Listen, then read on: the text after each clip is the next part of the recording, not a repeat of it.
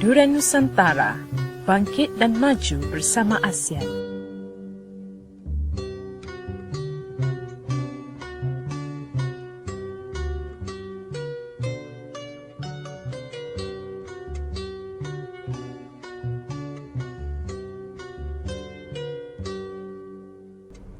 Selamat petang Kuala Lumpur, selamat petang Malaysia, selamat petang Nusantara. Bersama dengan saya pada petang ini, saya Nurbaya Hassan melalui Radio Dura Nusantara, bangkit dan maju bersama ASEAN. Dan hari ini merupakan hari Selasa bertarikh 19 Januari 2016. Dan saya akan memulakan pengenalan bagi berita Nusantara bertarikh 19 Januari 2016 dan ianya jatuh pada hari Selasa, mengenai keadaan cuaca sekitar Selangor, Lembah Kelang, Kuala Lumpur dan kawasan-kawasan yang berdekatan dengannya. Menurut portal ataupun laman web rasmi Jabatan Meteorologi Malaysia, diramalkan akan berlakunya ribut petir di beberapa tempat pada petang nanti dan tiada hujan pula di waktu malam. Oleh itu, kepada pengguna-pengguna jalan raya dinasihatkan agar lebih berhati-hati ketika memandu kereta ataupun menunggang motosikal di dalam keadaan hujan. Ini kerana jalan raya licin dan jarak penglihatan adalah terhad.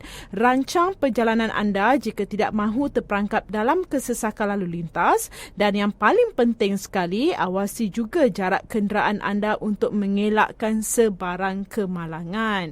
Okey, itu mengenai hujan, cuaca dan sebagainya. Dan seterusnya, peristiwa-peristiwa yang menarik berlaku pada tarikh 19 Januari ini. Antaranya adalah pada hari ini dalam tahun 1962, Dato' On bin Jaafar meninggal dunia pada usia 67 tahun. Pemergian Allahyarham merupakan satu kehilangan yang besar kepada negara Malaysia. Semasa hayatnya, Dato' On merupakan seorang pejuang kebangsaan dan tokoh politik terulung di tanah Melayu. Allahyarham berjaya meniup kesedaran kebangsaan di kalangan orang Melayu dan memimpin menentang gagasan Malayan Union. Sumbangan terbesar Allahyarham yang terus dikenal sehingga ke hari ini ialah jasanya sebagai pengasas UMNO. Dato' On merupakan Presiden pertama UMNO apabila ditubuhkan dengan rasminya pada 11 Mei 1946. Dato' On dilahirkan pada tahun 1895 di Johor Bahru. Sejak kecil lagi beliau dipelihara oleh Sultan Ibrahim sebagai anak angkat baginda. Hasil daripada asuhan diraja, didikan Islam serta pendidikan timur dan barat yang diterima, maka tertanam suburlah di jiwanya perasaan berkeluarga, bermasyarakat, bernegara, cintakan tanah air dan bersemangat kebangsaan. Berita pemergian abadi Allahyarham disambut dengan rasa sedih dan terharu oleh rakyat dan pemimpin negara. Sebagai mengenang jasa bakti beliau, jenazah Allahyarham diberikan penghormatan negara dengan disembahyangkan di Masjid Abu Bakar sebelum dibawa ke Istana Besar di Johor untuk penghormatan terakhir dan disepadikan di perkuburan Diraja Mahmudiyah. Okey, seterusnya, apa yang berlaku pada tarikh 19 Januari ini? Dan pada tarikh hari ini juga, dalam tahun 1997, Hospital Mata Tun Hussein On menjadi perintis kepada penggunaan teknologi teleperubatan sebagaimana yang disarankan oleh Perdana Menteri Yang Amat Berhormat Datuk Seri Dr. Mahathir Mohamad dengan menubuhkan sistem elektrodiagnosis.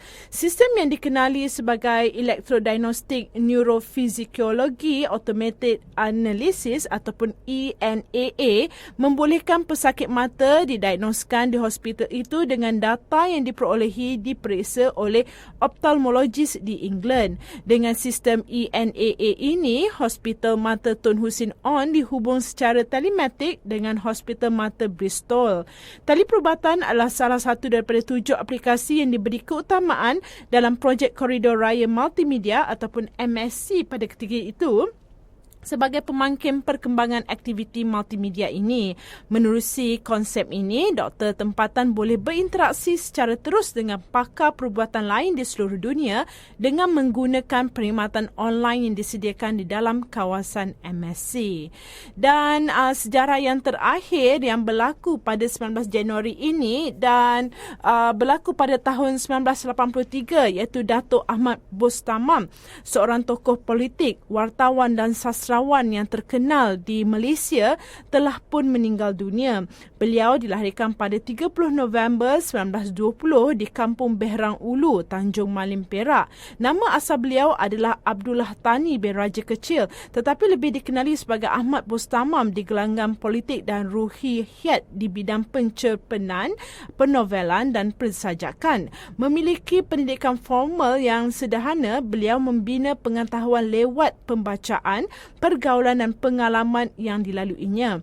Walaupun kewartawanan bukan merupakan kerjaya dan yang beliau cita-citakan, namun itulah bidang yang diceburi hasil dari minat dan bakat penulisan yang dimiliki dan dipupuk sejak di bangku sekolah lagi. Beliau pernah berkhidmat dengan semua surat khabar yang ada di negara ini sebagai salah seorang anggota sidang pengarang. Negara yang masih terjajah ketika itu menuntut pengorbanan darinya. Pada awal 1940-an, bermulalah penglibatan Ahmad Bostamam di arena politik. Semangatnya turut memuncak apabila badan-badan politik Melayu bergabung menentang Malayan Union di sekitar tahun 1945 dan 1946. Beliau mengetuai API ataupun Angkatan Pemuda Insaf, cabang pemuda sayap tinggi kiri yang militan. Di saat negara hampir merdeka, Ahmad Bostamam menubuhkan Parti Rakyat Malaya yang kemudiannya bergabung dengan Parti Buruh sebagai Socialist Front. Hasilnya ialah kemenangan beliau di Parlimen Setapak pada tahun 1959. Sungguh pun demikian, kejayaan dan kegigihan perjuangan Ahmad Bostamam turut dipatasi risiko. Pada tahun 1941, beliau ditahan di bawah Akta Keselamatan tetapi dibebaskan sebaik saja Jepun menguasai Melaya. Beliau ditahan semula pada 1948 apabila API diharamkan sehingga 1955. Pada tahun 1963 ke 1967, beliau dipenjarakan sekali lagi kerana dianggap menyokong pemberontakan Brunei dan membantu Indonesia melancarkan konfrontasi. Masa tahanan tidak disia-siakannya. Kebanyakan novelnya dihasilkan di penjara. Cerita yang dipaparkan sebahagian besarnya adalah pengalaman di penjara yang membayangkan keyakinan politiknya. Pada tahun 1978, beliau mengambil keputusan bersara dari arena politik untuk menumpukan perhatian di bidang penulisan. Tambahan pula, beliau pernah gagal dalam pilihan raya pada tahun 1974 di Perak di atas tiket pekemas sebagai penghargaan kepada jasanya dalam perjuangan menentang dan menaikkan semangat politik menentang penjajah, juga menggalakkan nasionalisme di dalam karya-karyanya. Beliau telah dianugerahkan pingat Parlimen Negara Bintang Sarawak ataupun PNBS yang membawa kepada gelaran Datuk pada 12 Ogos 1976. Ternyata pemergian beliau merupakan kehilangan kepada negara kerana sepanjang hayatnya kita menyaksikan kegigihan seorang politikus, wartawan dan sastrawan yang tidak kenal penderitaan bagi menegakkan keyakinan perjuangannya membela nasib rakyat demi mengangkat kemegahan negara yang merdeka. Okey, itu saja sejarah-sejarah yang antara sejarah-sejarah yang berlaku pada 19 Januari dan untuk tips ataupun perkongsian fakta-fakta untuk Berita Nusantara edisi 19 Januari 2016 bersamaan dengan hari Selasa ini, saya ingin berkongsikan fakta berkenaan dengan 12 jenis makanan yang harus dielakkan oleh penghidap kanser. Okey. Kanser merupakan satu daripada 5 punca kematian utama di Malaysia. Bukan saja di Malaysia, malah di seluruh dunia. Dan sebanyak 12% kematian dilaporkan di hospital setiap tahun akibat kanser. Kanser pangkal rahim adalah barah ketiga yang biasa berlaku dalam kalangan wanita selepas kanser payudara dan kanser kolorektal. Kanser berkenaan boleh menyerang mana-mana wanita tanpa mengira usia dan latar belakang keturunan. Selain itu, kanser paru-paru, hidung hidung, limfoma, cervix dan prostat terus menjadi kebimbangan utama di kalangan rakyat. Pemakanan yang baik amat penting bagi mereka yang menghidapi kanser. Oleh itu, saya di Durian Nusantara ingin berkongsi dengan para pendengar tentang beberapa jenis makanan yang tidak boleh dimakan oleh pengidap kanser. Mungkin makanan-makanan ini kita boleh berikan perhatian. Orang kata apa, lebih baik kita mencegah sebelum kita terkena perkara-perkara yang tidak diingini. Okey, yang pertama, makanan yang harus dielakkan, yang tidak boleh dimakan, bukan dielakkan, tidak boleh dimakan oleh pengidap kanser adalah yang pertama, taugeh, kerana mengandungi zat yang mendorong kepada pertumbuhan kanser. Yang kedua, buah laici, nenas ataupun buah-buahan dalam tin, kerana ia merangsang pertumbuhan kanser kerana adanya bahan pengawet. Jadi bukan saja buah-buahan dalam tin, malah buah-buahan makanan yang mempunyai bahan pengawet tidak boleh dimakan oleh pengidap kanser kerana adanya bahan pengawet ni. Okey, yang ketiga, nangka, kerana adanya gas dan mengurangkan fungsi ubat. Yang keempat, ini memang tentunya pengidap kanser tidak boleh mengambilnya, iaitu alkohol, kerana alkohol boleh merangsang aktiviti bawah sedar sehingga jumlah oksigen dalam tubuh menurun. Yang kelima, tapai dan minuman ringan. Kerana tapai menggunakan alkohol dan minuman lain, minuman ringan pula mengandungi bikarbonat atau karbonat yang boleh merangsang kepada pertumbuhan kanser. Yang keenam, makanan yang mengandungi MSG dan gula. Gula merupakan makanan bagi sel kanser dan akan mempercepatkan sel kanser. Elakkan pemanis tiruan, sebaliknya gunakan pemanis asli seperti pemanis stevia ataupun madu asli. MSG pula mengandungi karsinogen. Okey, yang ketujuh, ikan yang diawet, belacan, ayam broiler, makanan berlemak dan berminyak, ini memang harus dielakkan, tidak boleh dimakan oleh pengidap kanser kerana mengandungi karsinogen dan mengurangkan kelancaran peredaran darah, mengandungi karbon yang tinggi. Okey, ikan yang diawet tu seperti ikan masin ataupun ikan bekasam. Okey, yang ke-8, kangkung dan sawi putih. Kangkung dan sawi putih boleh mengurangkan kesan ubat. Yang ke-9, ais. Kita memang gemar meminum air yang mengandungi ais batu, tetapi untuk pesakit kanser ataupun pengidap kanser, ais harus dielakkan dan tidak boleh diambil langsung kerana ia boleh mengurangkan kelancaran peredaran darah dan mengurangkan kesan ubat. Yang ke-10, cili. Cili boleh merangsang aktiviti bawah sedar sehingga jumlah oksigen dalam tubuh menurun. Yang ke-11 adalah daging merah. Menyediakan pertumbuhan tidak normal. Orang yang makan banyak daging merah seperti daging lembu dan daging kambing dan daging yang dibakar dan daging diproses seperti sausage, daging burger adalah berisiko mengidap kanser usus. Ini menurut laporan dalam jurnal perubatan British. Penyebabnya adalah amina heterosilik yang terbentuk di permukaan daging apabila ia dipanggang, digoreng atau dibakar. Walaupun kajian haiwan menunjukkan bahawa pengambilan tinggi amina heterosilik boleh menggalakkan kanser, namun tiada bukti langsung pada manusia. Sisa daging yang tertinggal dalam usus akan menghasilkan asid seterusnya memberikan ruang untuk sel kanser subur. Dan yang terakhir sekali adalah soya. Elakkan makan makanan berasaskan soya kerana ianya mengandungi estrogen yang boleh menggalakkan pertumbuhan sel kanser. Larangan makan makanan berasaskan soya hanya untuk pesakit kanser rahim, ovari dan juga prostat. Kanser prostat selalunya dihidapi oleh kaum lelaki. Okey, itu saja pengenalan dari saya untuk berita Nusantara bertarikh 19 Januari 2016 bersamaan dengan hari Selasa. Kita ke berita antarabangsa pula. Berita Nusantara. Terima kasih kerana masih lagi bersama dengan saya, Nurbaya Hassan, melalui Radio Duran Nusantara Bangkit dan Maju bersama ASEAN. Manakala untuk berita-berita antarabangsa yang telah saya susun untuk Berita Nusantara bertarikh 19 Januari 2016 bersamaan dengan Hari Selasa, antaranya adalah mengenai Permaisuri Jordan, Permaisuri Rania Al-Abdullah membalas jenaka bodoh majalah satira Perancis iaitu Charlie Hebdo tentang si kecil Malang Aylan Kurdi dengan cara yang paling terhormat.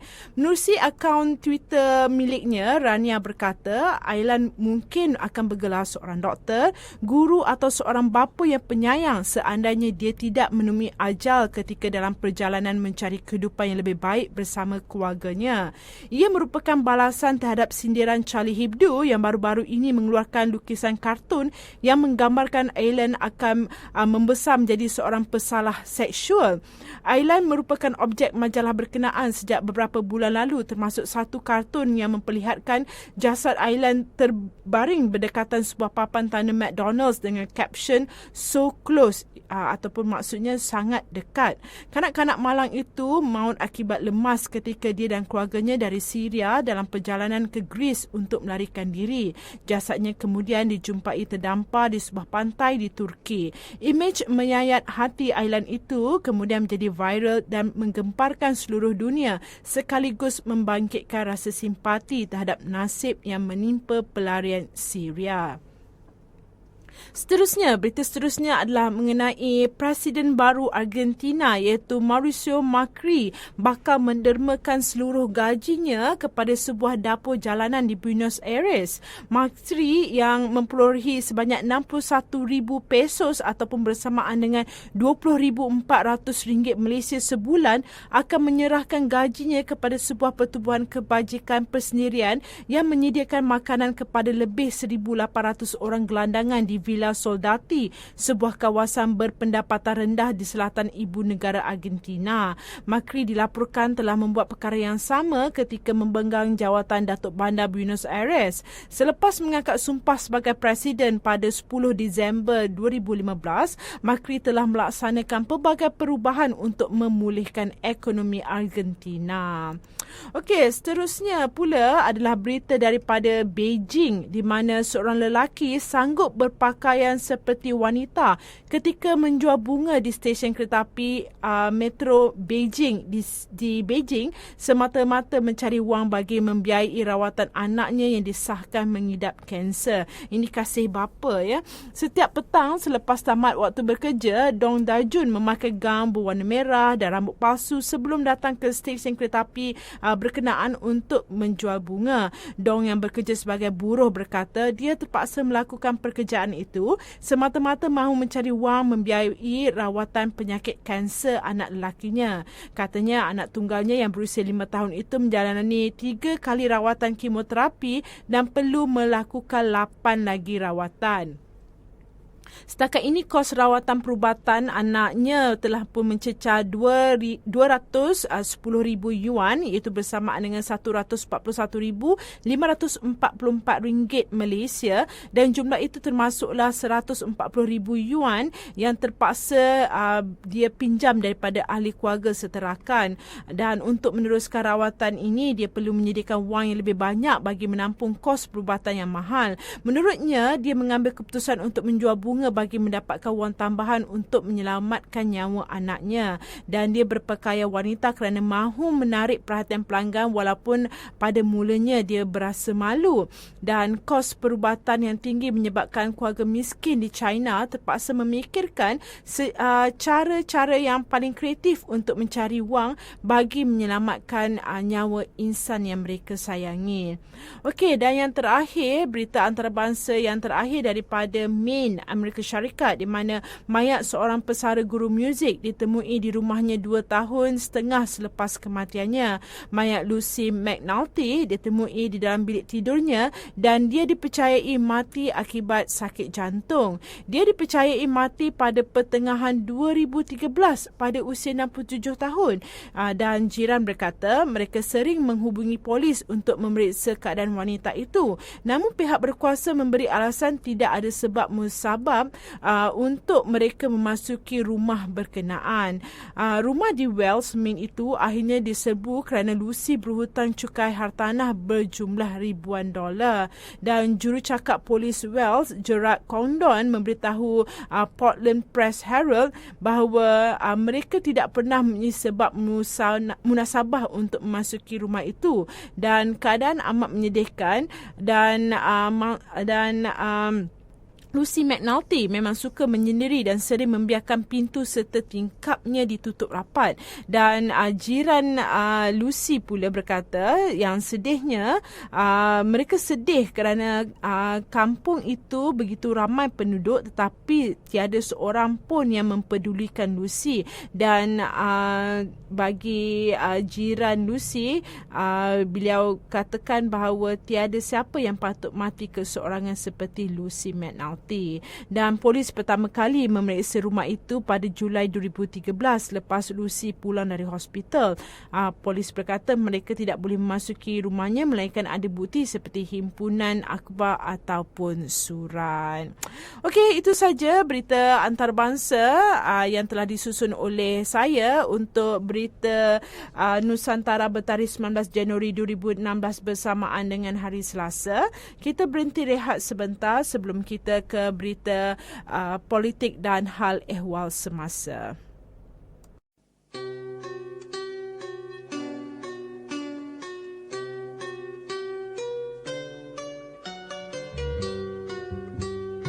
Durian Nusantara, bangkit dan maju bersama ASEAN.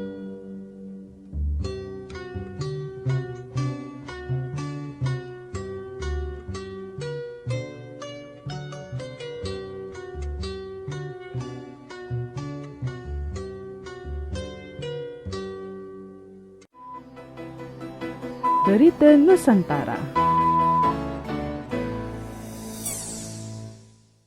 Terima kasih kerana masih lagi bersama dengan saya Nurbaya Hassan melalui Radio Durian Nusantara, bangkit dan maju bersama ASEAN. Untuk berita-berita politik dan hal ehwal semasa yang telah disusun oleh saya untuk berita Nusantara edisi 19 Januari 2016 bersamaan dengan hari Selasa adalah antaranya mengenai kanser cervix, merupakan kanser ketiga paling banyak dihidapi wanita Malaysia. Ini kata pakar. Kanser cervix ataupun kanser pangkal rahim ialah kanser ketiga yang paling banyak dihidapi dalam kalangan wanita Malaysia. Ketua Klinik Pemeriksaan Kesihatan dan Kanser Persatuan Kebangsaan Kanser Malaysia ataupun NCSM, Dr. Dalilah Kamarudin berkata sebelum ini kanser cervix dikenal pasti sebagai kanser kedua paling banyak dihidapi di Malaysia, tetapi ia berubah sejak beberapa tahun berikutan kesedaran yang semakin meningkat dalam kalangan wanita. Secara positifnya, beliau boleh menyatakan bahawa kesedaran mengenai kanser cervix adalah lebih baik sekarang kerana masyarakat terdedah dan dimaklumkan mengenai penyakit ini. Justru mereka mudah tampil menjalani pemeriksaan. Walaupun hakikatnya semakin ramai orang sedar tentang kanser ini, masih ada sebilangan besar masyarakat yang enggan menjalani pemeriksaan kerana malu berbuat demikian. Lebih daripada 50 orang ataupun 50 peserta daripada Miss Tourism World 2015 yang telah ke Ibu Pejabat Persatuan Kebangsaan Kanser Malaysia telah pun membantu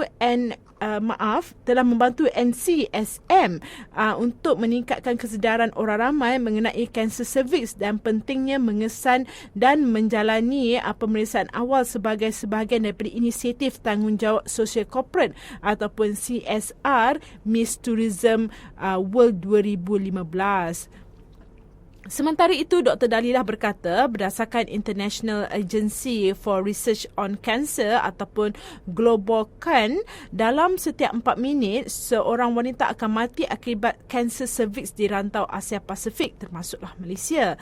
Beliau berkata statistik itu penting untuk menunjukkan kanser cervix tidak harus dipandang ringan oleh wanita. Sebaliknya ia harus dianggap sebagai penyakit penyakit yang perlu dikesan pada peringkat awal. Wanita dari semua peringkat umur dan kehidupan harus memahami dengan jelas bahawa jika kanser ini dikesan di peringkat awal, peluang untuk sembuh adalah lebih baik. Beliau juga berkata pada tahun-tahun akan datang, jumlah wanita yang menghidapi kanser cervix mungkin menurun kerana ramai yang bersikap terbuka untuk bersuara mengenai penyakit berbahaya itu. Dan beliau berharap bilangan wanita yang tampil untuk bertemu para staf di NCSM bagi menjalani pemeriksaan akan meningkat terutamanya sepanjang bulan Januari ini kerana mereka melancarkan kempen kesedaran kanser cervix. Kempen itu menawarkan pemeriksaan khas kanser cervix serta pakej vaksinasi untuk wanita yang mahu menjalani pemeriksaan. Dr. Dalilah juga menasihatkan wanita supaya menjalani pemeriksaan dari semasa ke semasa supaya penyaringan sewajarnya dapat dijalankan untuk mengesan penyakit tersebut. Dan beliau juga ingin menyeru kepada semua wanita supaya melakukan ujian kalitan cervix dari semasa ke semasa, mengamalkan seks selamat dan mengekalkan kesihatan mereka. Iaitu mengenai kanser cervix. Dan seterusnya mengenai Mercy Malaysia membantu 500 pelarian Syria di Lubnan. Pasukan Mercy Malaysia kini berada di Lubnan untuk memberi bantuan kemanusiaan kepada pelarian Syria yang berada di negara itu. Kem-kem pelarian Syria berkenaan terletak berdekatan dengan kawasan pergunungan bersalji di lembah Bekaa. Pasukan bantuan itu berada di Lubnan sejak 14 Januari lalu dan telah membantu lebih 500 keluarga pelarian Syria, terutamanya ketika mereka menghadapi musim sejuk. Pada Oktober lepas, Mercy Malaysia mengadakan satu penilaian di Jordan dan Lubnan untuk mengenal pasti keperluan yang diperlukan oleh pelarian Syria di kawasan berkenaan. Menurut Ketua Pasukan Mercy Malaysia di Beirut, Nur Azam Abdul Samah berkata, misi kemanusiaan keempat mereka di Beirut ini adalah untuk memberi bantuan kemanusiaan kepada pelarian Syria, termasuklah memberikan makanan dan ubat-ubatan. Bagi misi kali ini, Mercy Malaysia berusaha untuk mengagihkan bantuan makanan, bantuan keperluan musim sejuk seperti minyak dan juga selimut, alat pemanas dan sebagainya. Dan Mercy Malaysia menyifatkan pemberian keperluan ini perlu dilakukan secara berterusan memandangkan ini merupakan keperluan asas untuk mereka hidup dengan lebih baik di kem-kem pelarian di Lubnan ini. Krisis Syria bermula sejak 2011 dan telah menjejaskan sebahagian besar populasi di negara tersebut. Lebih 1 juta pelarian Syria menyeberangi secara sendiri ke Lubnan dengan dianggarkan separuh daripada mereka adalah kanak-kanak. Seterusnya, ini mengenai serangan di Jakarta yang telah berlaku pada 14 Januari lepas, pada hari Khamis lepas. Berita ini menyatakan bahawa korban telah pun meningkat kepada 8 orang dan pengganas disahkan hanya 4 orang sahaja. Seorang mangsa, orang awam yang parah dalam serangan bom dan senjata api di Jalan MH Tamrin pada Khamis lepas telah pun meninggal dunia pada hari semalam, menjadikan jumlah mereka yang maut meningkat kepada 8 orang. Lelaki yang dikenali sebagai Rais Karna yang berusia 37 tahun yang parah akibat terkena tembakan di kepala meninggal dunia setelah koma selama 3 hari di Hospital Polis Republik Indonesia di Jakarta. Ini disahkan Ketua Bahagian Kedoktoran dan Kesihatan Polis Daerah Metro Jaya, Musyafaq, yang turut memberitahu pemberita di Jakarta bahawa seorang warga Austria yang parah iaitu Manfred Stoiv yang berusia 48 tahun pula telah diterbangkan ke Singapura untuk mendapatkan rawatan di sana. Kata beliau, Stoiv dipindahkan atas permintaan keluarganya yang tinggal di Singapura. Keadaan Stoiv dilaporkan stabil dan sebelum ini dimasukkan ke Rumah Sakit Abdi Waluyo, Menteng, Jakarta Pusat.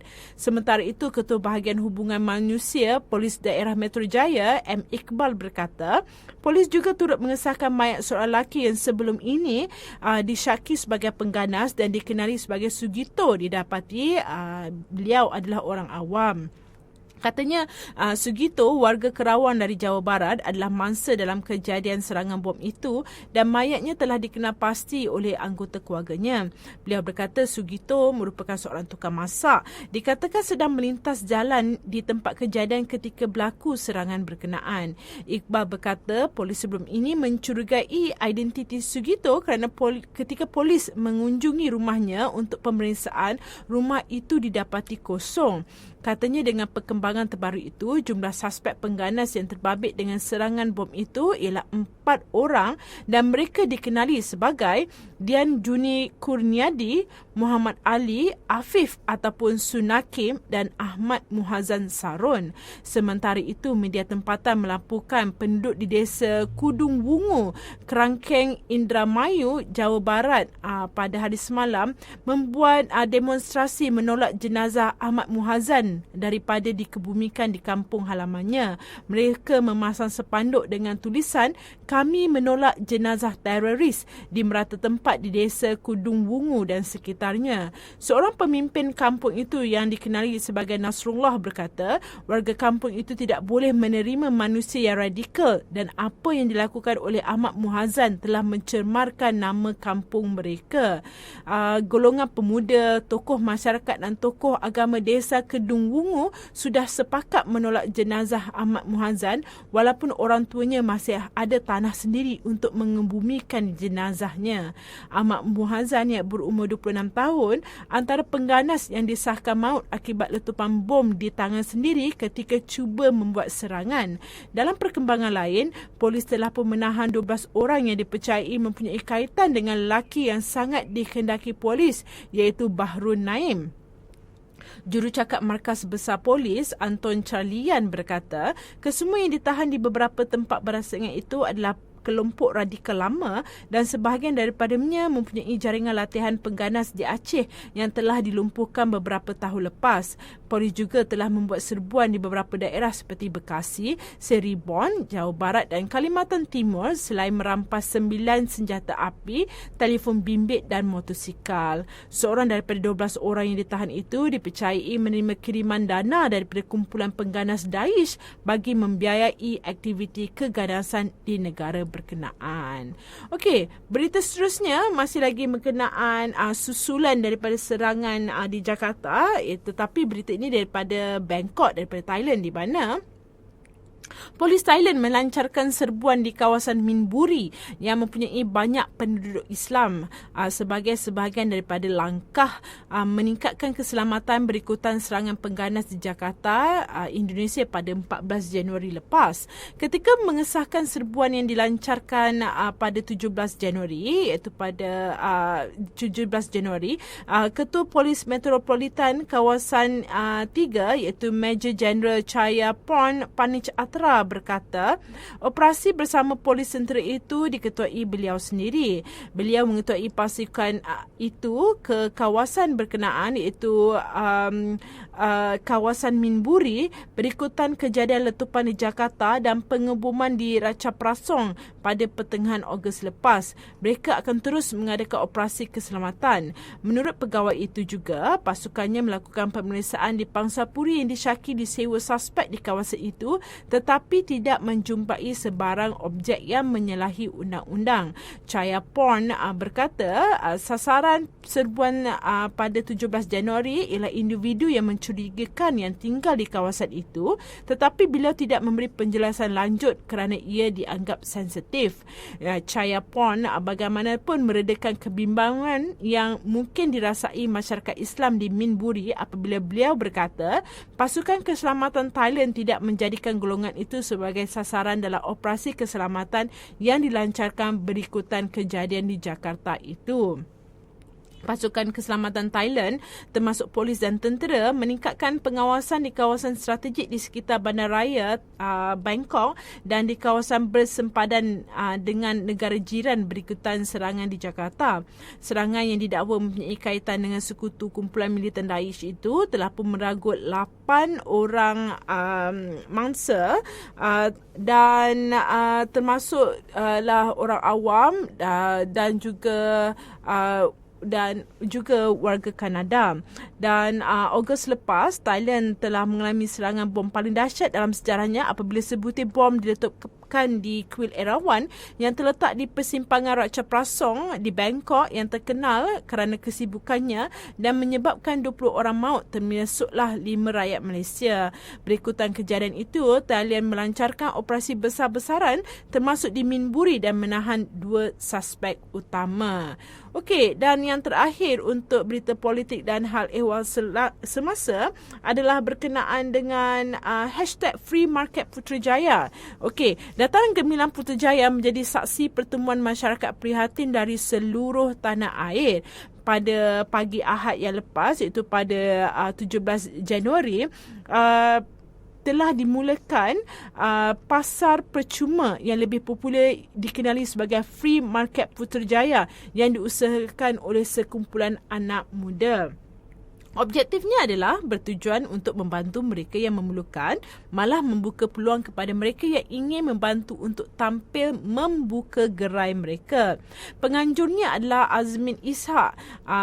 Beliau nampak bersemangat dengan kehadiran lebih 2,000 pengunjung yang membabitkan lebih 120 gerai percuma. Katanya mereka mahu mendidik masyarakat untuk berakhlak baik dan saling bantu-membantu. Baginya usaha ini bukanlah di bawah naungan mana-mana badan bukan kerajaan.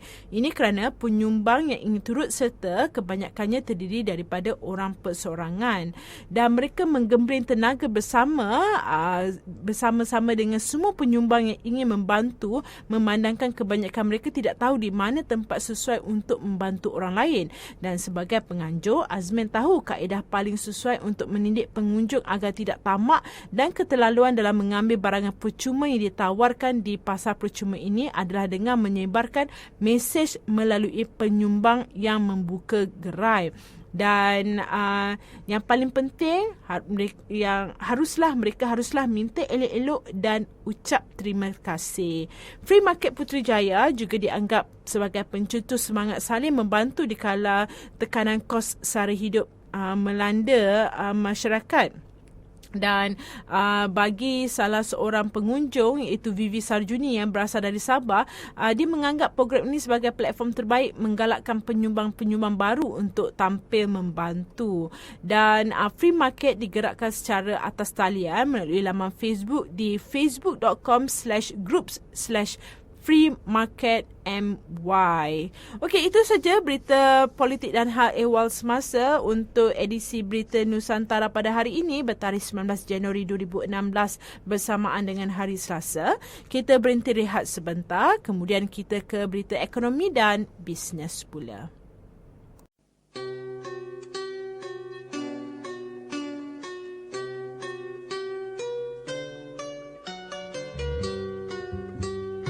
Durian Nusantara, bangkit dan maju bersama ASEAN.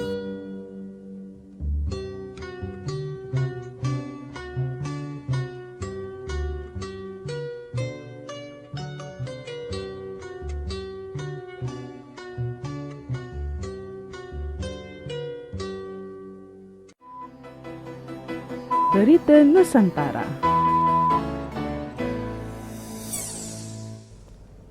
Terima kasih kerana masih lagi bersama dengan saya Nurbaya Hassan melalui Radio Durian Nusantara, bangkit dan maju bersama ASEAN.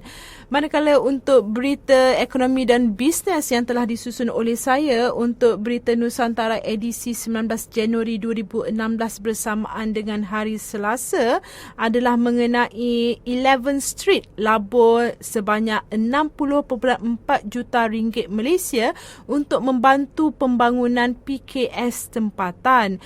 Pengendali perusahaan dalam talian 11 Street berhasrat untuk terus melatih serta memperkasakan pengusaha kecil dan sederhana ataupun PKS tempatan pada tahun ini. Justru 11 Street akan meningkatkan pelaburan dalam latihan serta pembangunan usahawan dan menarik lebih banyak lagi trafik ke dalam laman webnya bagi mendukung usaha itu. Menurut Ketua Pegawai Eksekutifnya, Ho Siok Kim, syarikat itu telah menggariskan pelan menawarkan latihan e-perdagangan yang lebih maju kepada pengusaha luar bandar menerusi program yang komprehensif. Kim berkata sebagai permulaan latihan tersebut akan mula dijalankan kepada pengusaha di Pulau Pinang, Perak dan Johor. Ini kerana terdapat permintaan besar di ketiga-tiga negeri ini terhadap perkhidmatan dalam talian, begitu juga kunjungan trafik daripada pengguna di lokasi ini.